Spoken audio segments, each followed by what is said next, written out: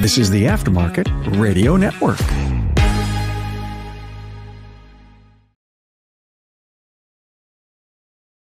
Welcome to another episode of Speak Up Effective Communication, the show on the Aftermarket Radio Network focused on elevating our communication skills, or maybe in this episode, we should say raising the heights of our communication skills. I'm your host, Craig O'Neill, and today with me is a very special guest and friend, my certified flight instructor, Austin Brumfield. And I think this is going to be a lot of fun, Austin. Thanks for joining me.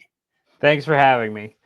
Oh, absolutely. So there's been a lot of things about aviation in the news, and this has been a topic I've wanted to have a conversation around. Aviation mishaps occur in the world. There's often communication issues, and there's often sometimes a rather impressive investigation that follows these events that I think that we can all learn from. The communication is really strategic and sometimes around these things too.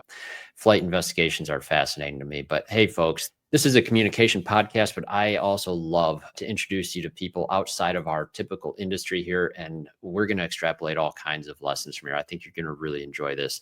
As always, we have a word of the day, and this one I don't think you're going to have a hard time identifying, but it is aviophobia. We'll define that for you here after a brief word from our sponsors. Looking to take your shop to the next level of quality service, team culture, and overall profitability? At the Institute, we provide personalized coaching that aligns with your goals of financial stability, excellent customer service, and employee satisfaction. Our priority is helping you establish significant and sustainable progress. We work with you to create strategies that reduce the stress of running your business, improve your quality and performance, and optimize your profitability. Experience the benefits of professional coaching by visiting wearetheinstitute.com/business-assessment.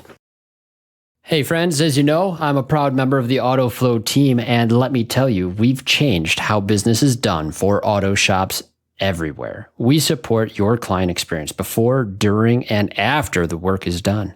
Imagine this. Timely updates sent directly to your clients, branded digital vehicle inspections, and seamless communication from start to finish. That's why shops love AutoFlow. And hey, with those 5-star reviews rolling in, you'll wonder how you ever managed without us. Take an important next step and take your auto shop to the next level. Visit www.autoflow.com.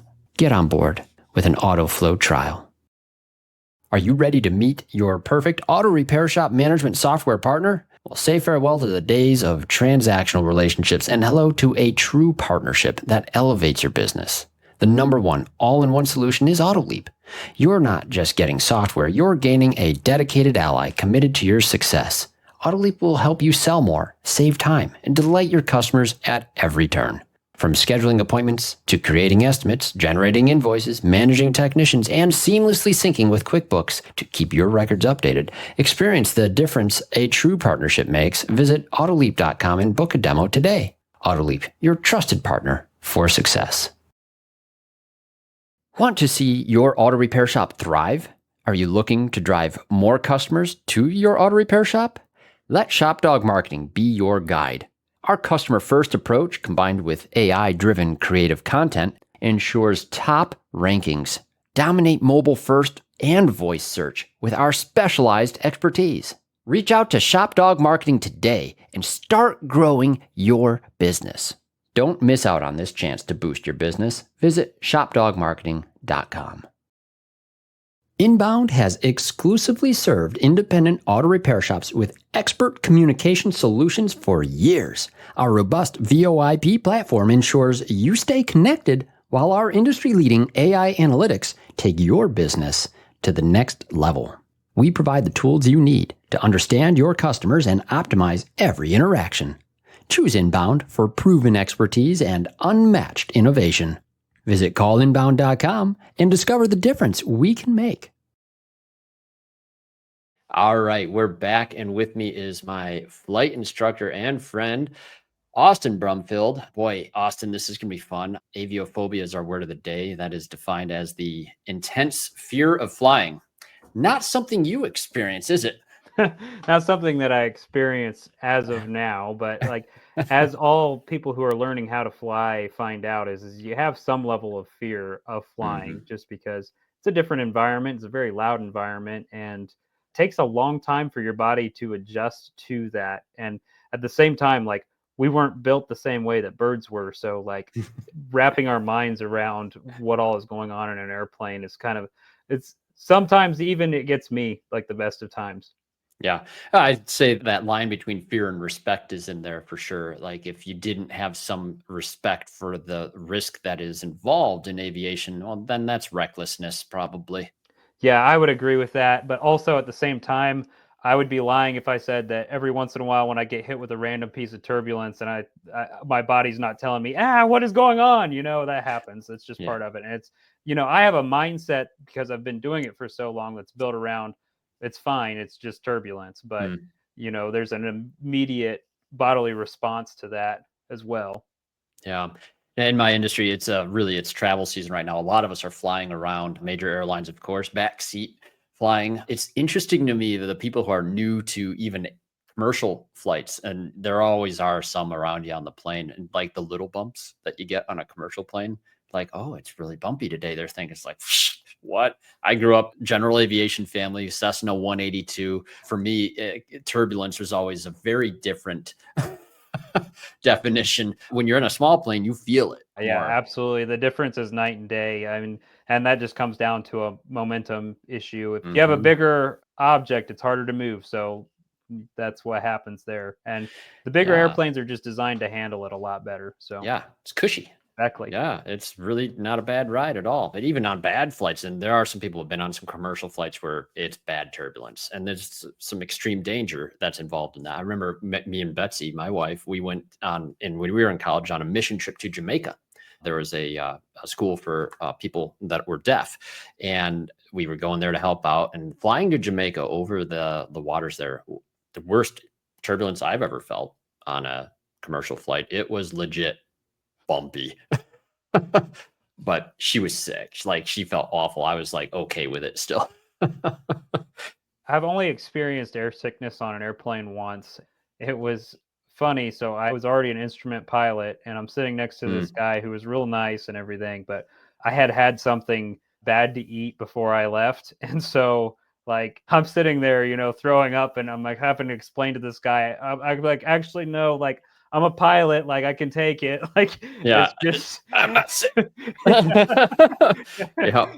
Wow. Yeah, the worst I ever felt was when we were doing a lesson with you doing stall practice, and Yeah, I that didn't have that that enough to gets a eat. lot of students, and so that's one thing for sure. On top of the fact that you hear the word "stall" and you already think something anxiety-inducing. You think, "Oh, man, that's how every airplane crashes," when it's a very routine maneuver. Yeah, just feels very unnatural, like you're saying. And it's an important thing to practice for that reason.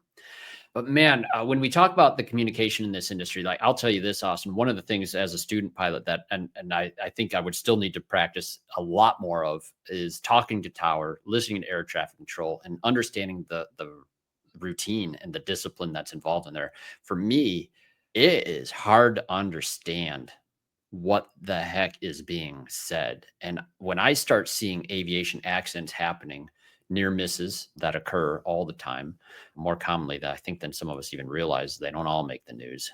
There's some communication pitfalls Yeah, that for are sure. And confronting us. so I guess I would want to start by saying that really communication pitfalls happen even as a student pilot.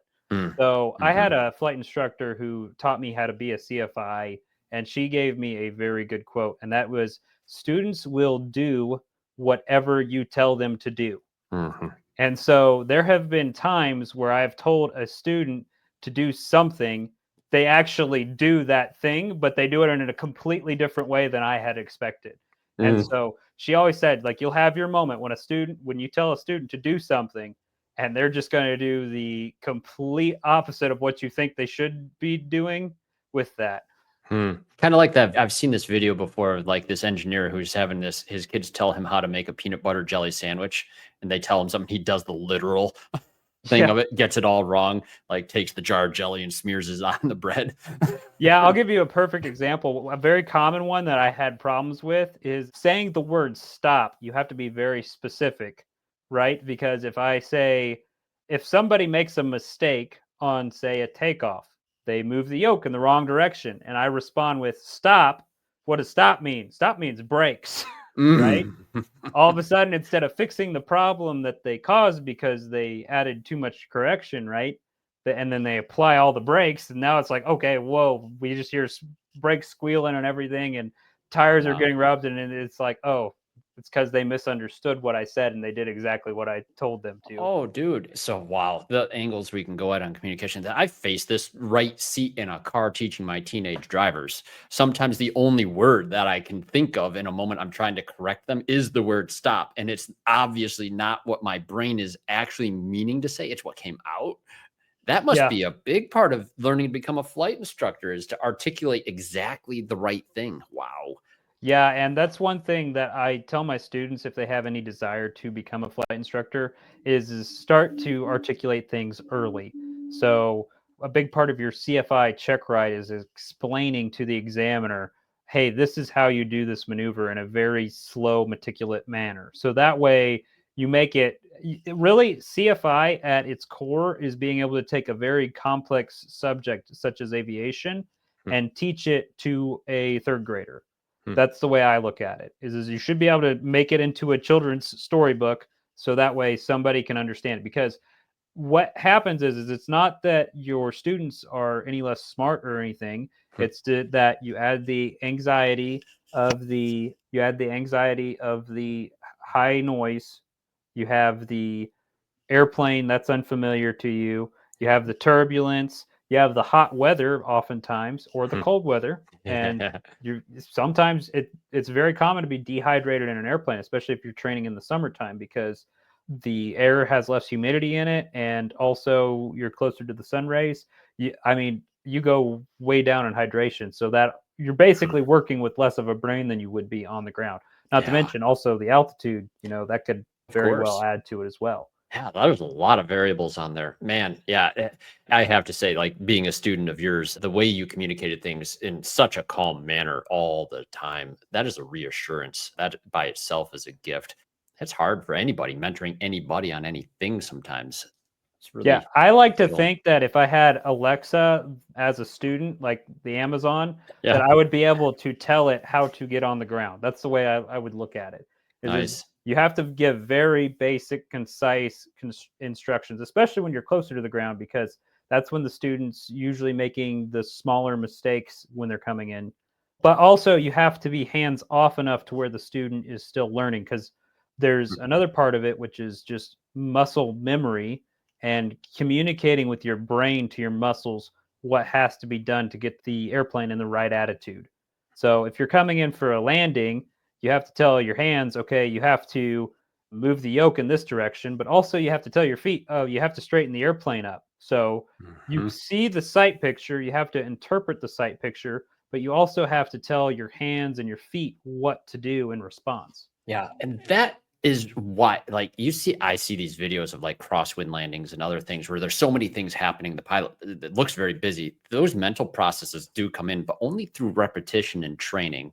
Verbalizing it initially to help people understand stuff. That's one thing. Feeling again is the other thing. And there was a recent case alarming to me because I go through this airport every time I travel. I fly Southwest Airlines and we go through Midway. And you saw the news story, but there's that Southwest flight. He's on landing. I think his wheels, if I remember right in this video, actually did touch ground or were very close. If he didn't, I'd have to go back and look at it.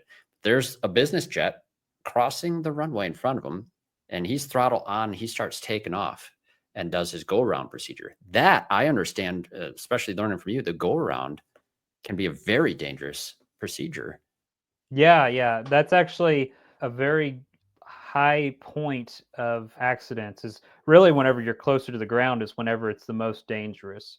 Yep. So most of them are coming in base to final or on a go around or takeoff situation.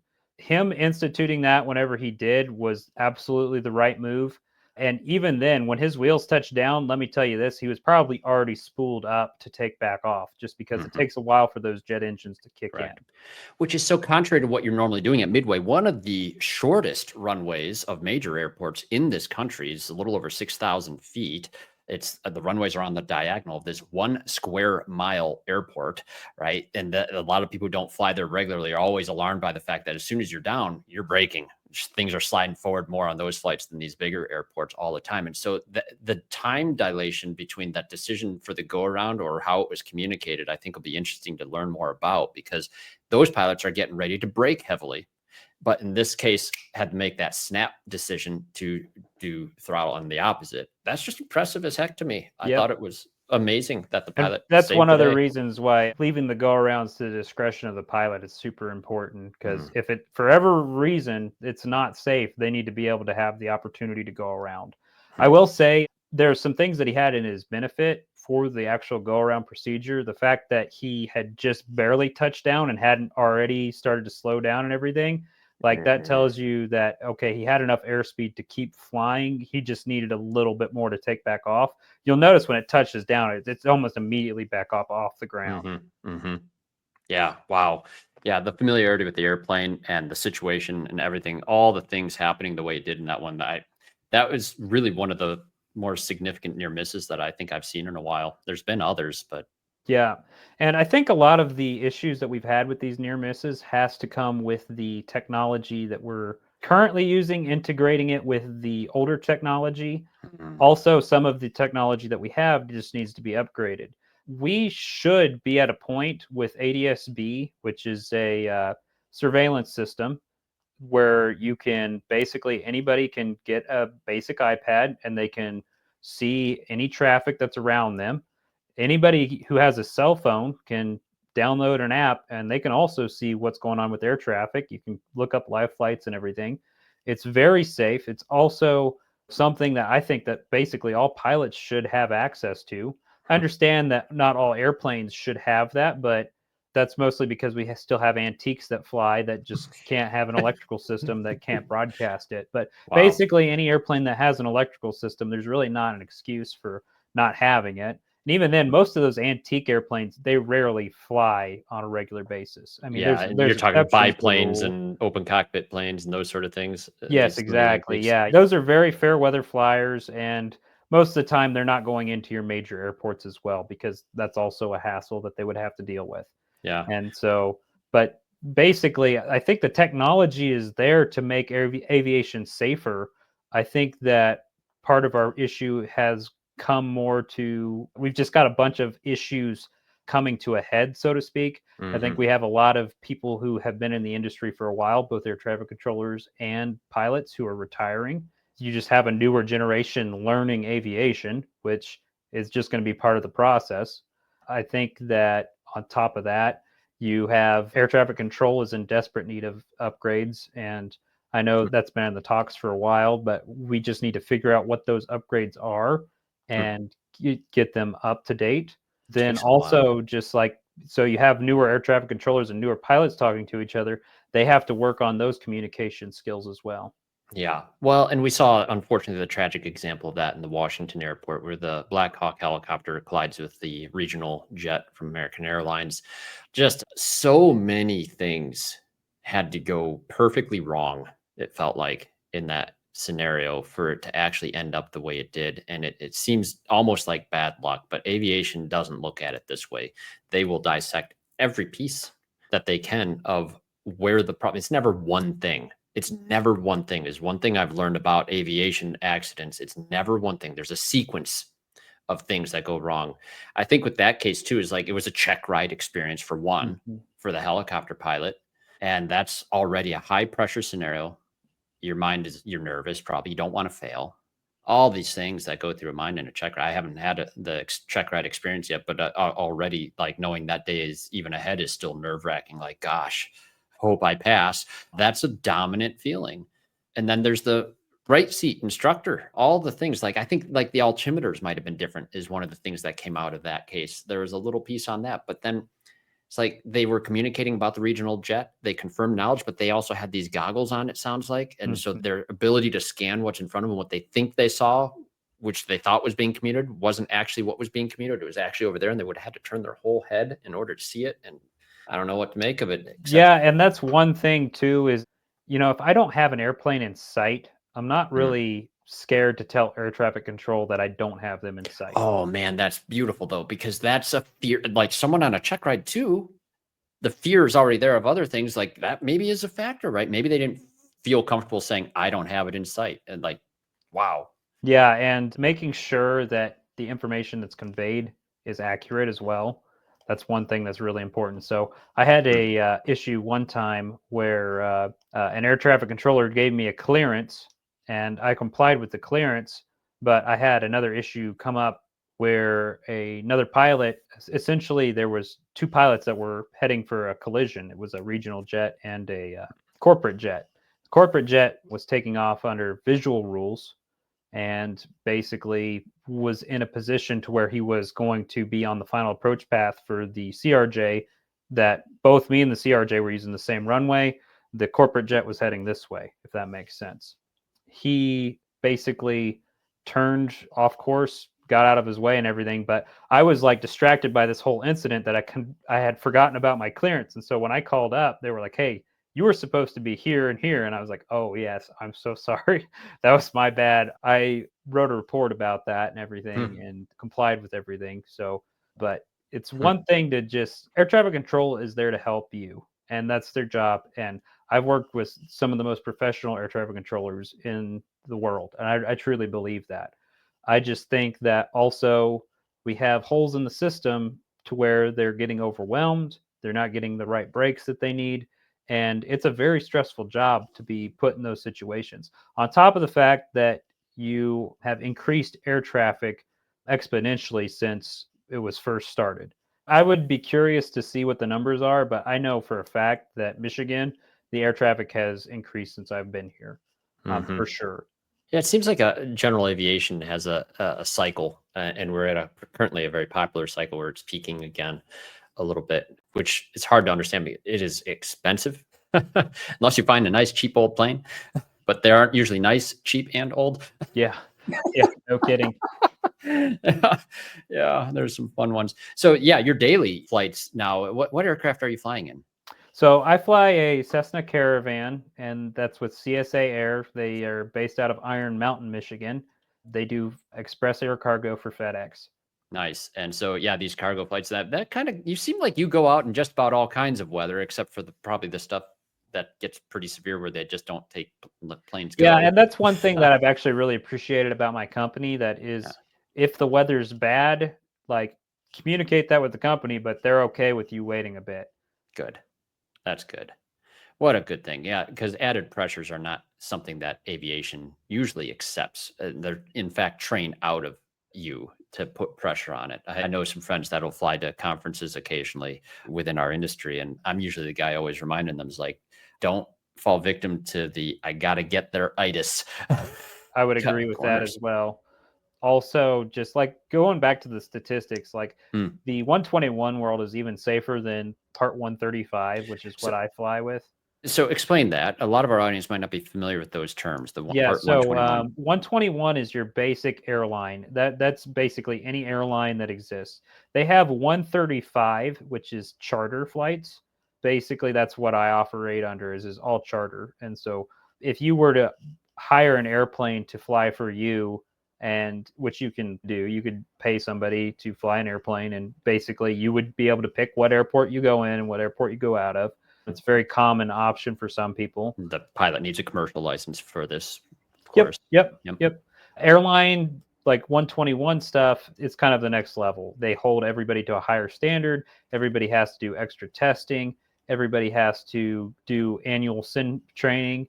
And you don't really have to do that under Part 135. You still have to take check rides, but it's pretty limited. Now, with that being said, my company goes the extra mile and makes sure that we have a check ride. And we also go to an actual simulator where we practice engine failures and stuff. Some Part 135s do that, other ones do not. But it kind of depends on what carrier you're working for. So I know one of the things you and your wife Evangela are working towards is the mission field.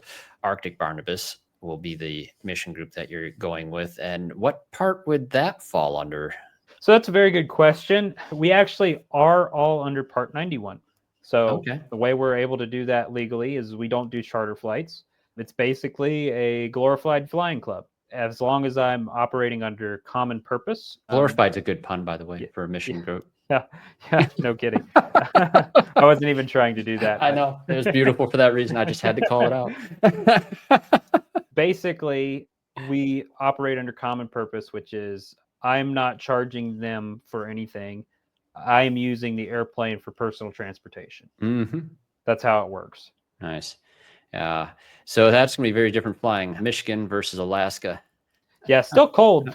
Yeah, still cold. See, we've been preparing you so people don't realize this. Yeah, that's Austin's actually from Florida. that's what Evangelist says is that we've Yeah. been getting prepared for this. So Yeah, it's so beautiful. I love that part of the journey. And I feel like I was a very special part of it because the day that you let me solo was probably the coldest day I can remember in a January we've ever had. And there you were out there standing there at the Greenville yeah, airport. and to Craig's credit, I almost wish I had some photos of it so we could share it, but it was some of the, maybe you could post that at the end of the podcast Yeah, or I should insert find it into it. Yeah. But it was one of the windier days that I have soloed a student, and he just did phenomenal. And don't let Craig tell you that he's not a good pilot, because he earned his stripes for sure. Michigan is not an easy place to learn to fly, especially in the wintertime. Like the winds up here are no joke.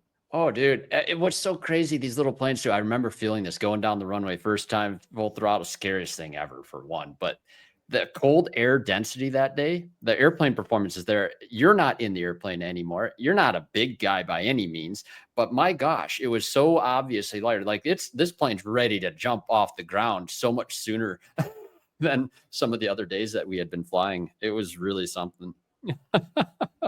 What a rush.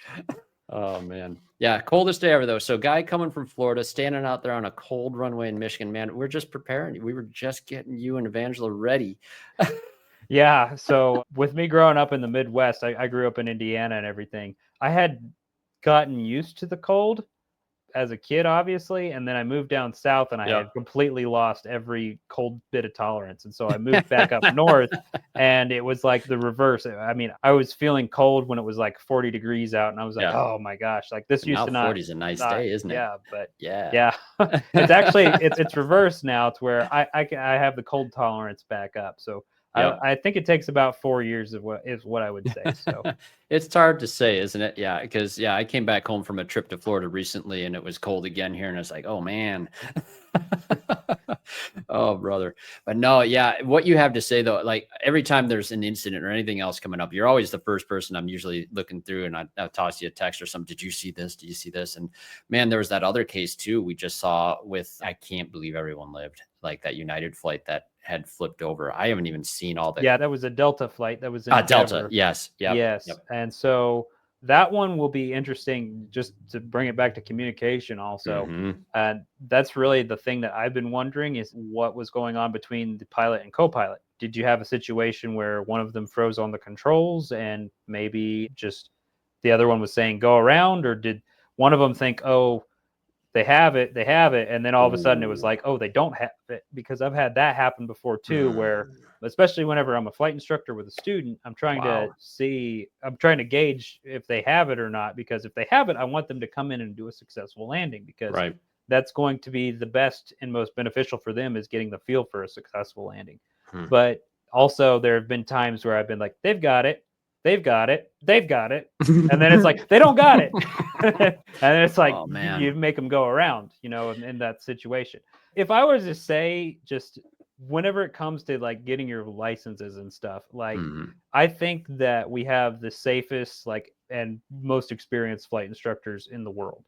I really do. I think that the way our program's set up, I think it's really good. I think it could be better, but also from what I've experienced, I've just experienced a high level of professionalism really all the way around in aviation. Sometimes there are instructors that don't click as well as others, because that's always interpersonal, Yeah, and I get that. You have to build a relationship with them, because they have to be able to trust you, and vice versa. So me and you, we have a relationship of trust that we have built because we spent 30 plus hours in an airplane A lot of time shoulder to shoulder. Yeah, exactly. And you trusted me with your life to tell you what to do and how to fly the airplane. Like there was a Correct. level of trust that we had to build and a level of camaraderie. So to Yeah. say like that's not important, like I would, that's very important that you have a good click with whoever is teaching you how to fly. And that isn't always the case when you have a pilot and their first officer in a commercial flight either. Sometimes those crews aren't super familiar with each other, as I understand it. It's not like you're always flying with the same team.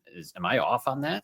No, you're absolutely correct. It's very often, like actually to bring up, I don't believe Captain Sullenberger and Mm, his first officer, I think that was their first flight together. mm, Was the one where they went down in the Hudson. So, yeah, like, immortalized. Yeah. it's as long as you maintain a level of professionalism and you communicate the required information, I think that it's possible to do that safely. I think the thing that would come in differently for a flight instruction perspective is you're teaching somebody English for the first time.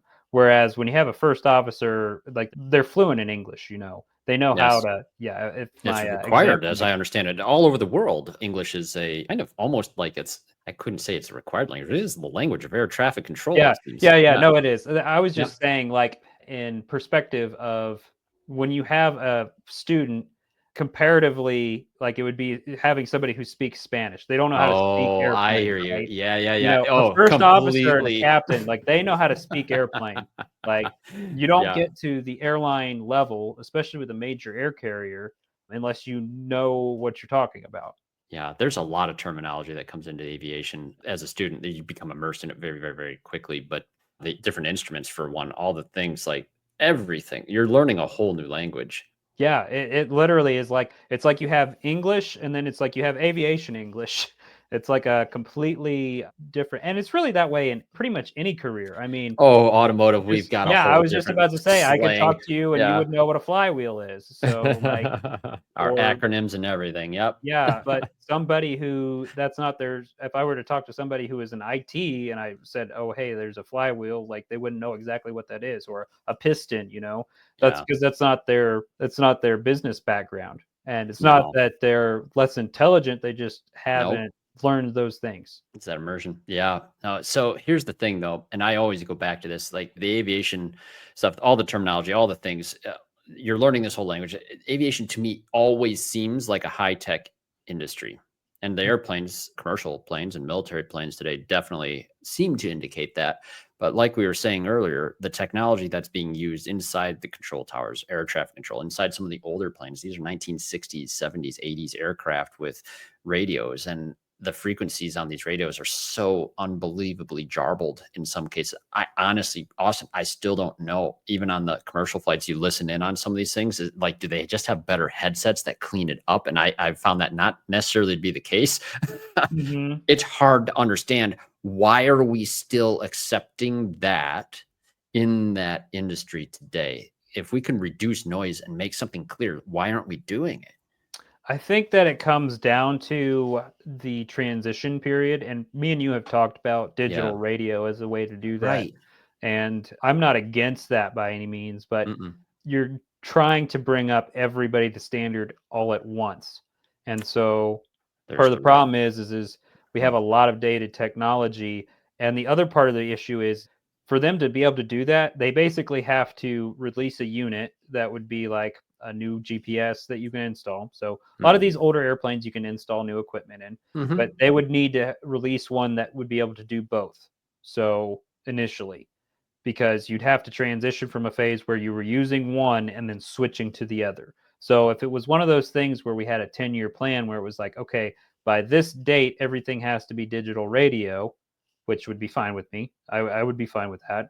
Yeah. You would have to transition every airplane to that. And they would basically have to have a transition to where they either by this date they exactly get it swapped, or what we could do is we could have a unit that does both just regular Yeah, I radio. had a DVD and a VCR all in one at one point, right? Yeah, yeah, basically. Yeah, yeah. That would be the solution. That would probably be it, but yeah, I guess that is the fact that it would take so long to do is why they take so long to do it Yeah, or you got to start it. think you have thousands of airplanes that are on the registry, and a radio Mm, upgrade is, sometimes as long as 6 months. So That's kind of where the issues would come in.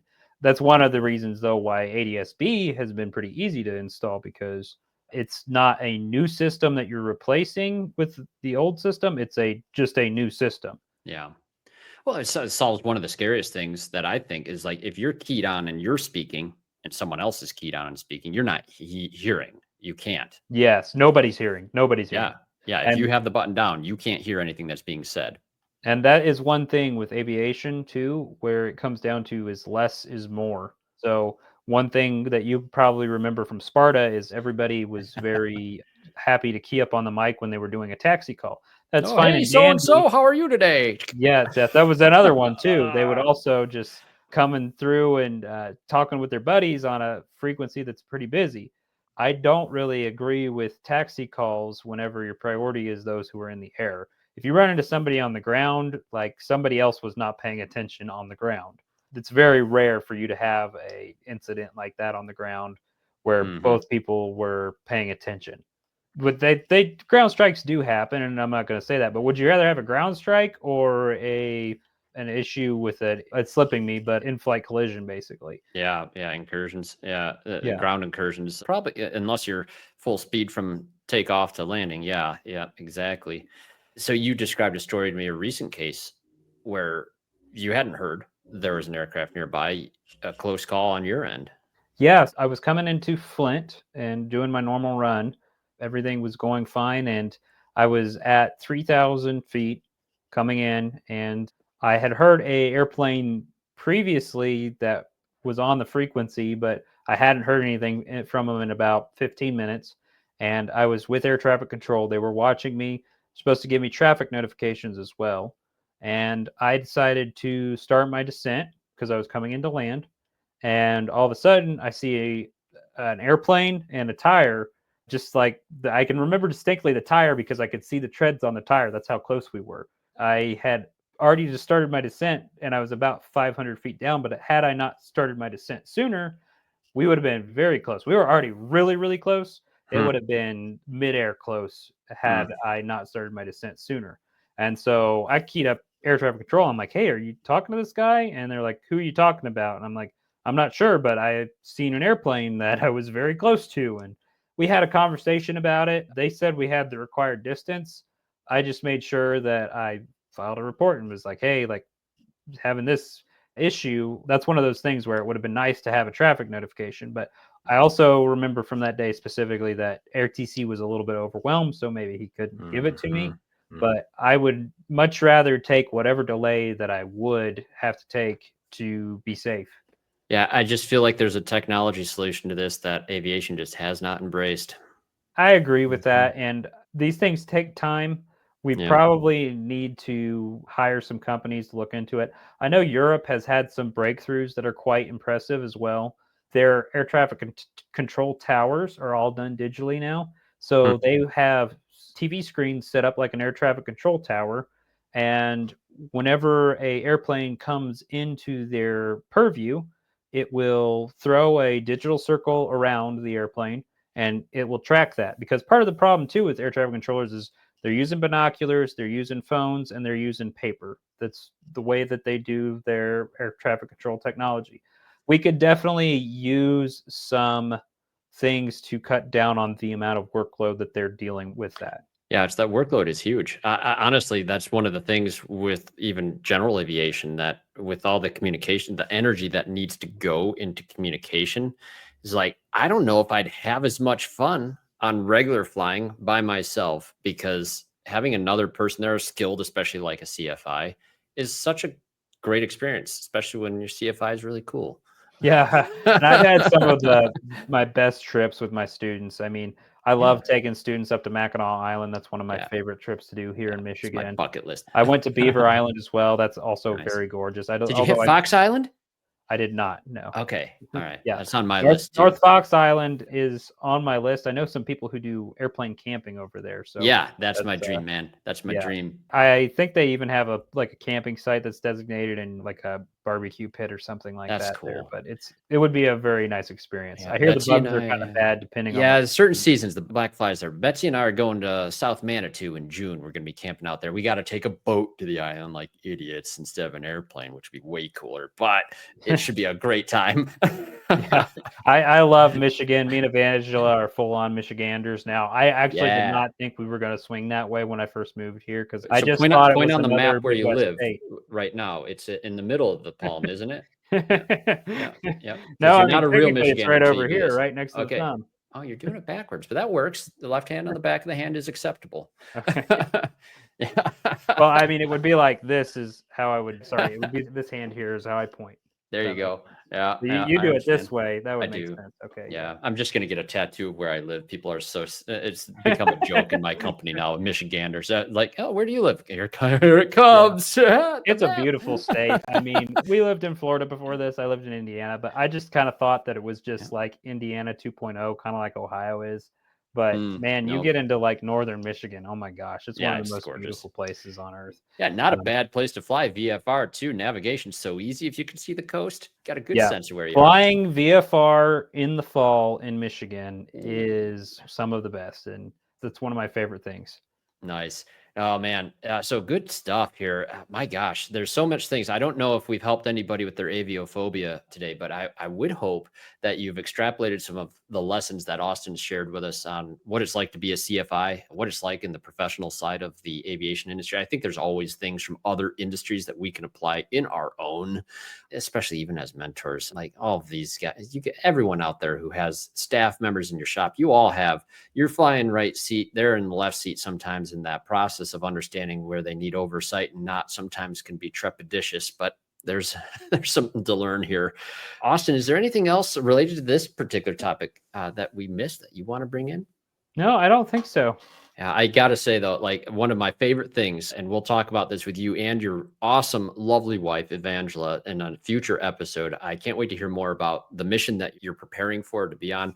A lot of the people that have heard me talk that I wanted to be a mission pilot when I was first a freshman in college. And the way God works is often in mysterious ways, but I found the right flight instructor, and I was part of my experience was so enjoyable. And that is knowing that you're a mission pilot and that's the journey you're on. It's like, that's really cool. That was part of it. Thanks for being a part of it. Yeah, I think that was pretty awesome that we got lined up like that. And there's been a lot of things like that I've seen just get lined up. So yeah, nope. And how long are you in Michigan before you got to go out?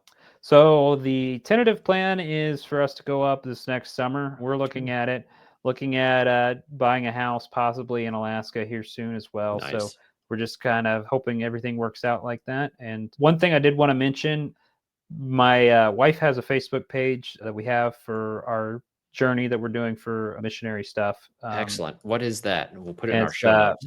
Brumfields to Alaska. Nice. If anybody has any questions, they can feel free to reach out to us.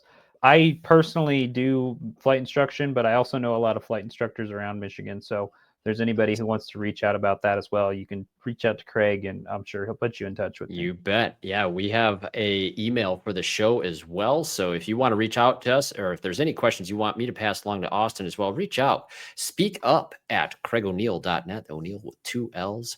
And we would love to hear from you, especially regarding any topics that you might find interesting or that you would like to discuss.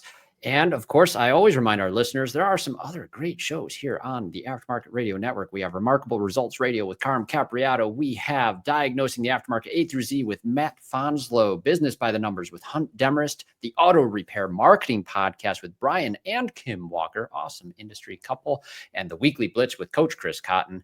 Those are some great shows. So Austin, I will say this, I will eagerly anticipate having you and Evangela back on the show so we can talk more about the Arctic Barnabas mission, how cool it is. And I will tell you this, I know some great shops in Alaska. So when you land there and you need a place to maintain your vehicle, you let me know. We will get you plugged in with the right people. All right. Sounds good. I'll talk to you later. You have a great day.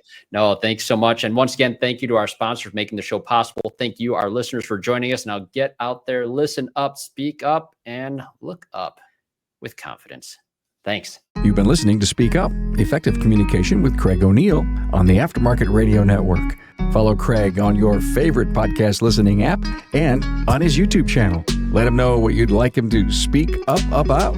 Craig is all for advancing the automotive service aftermarket.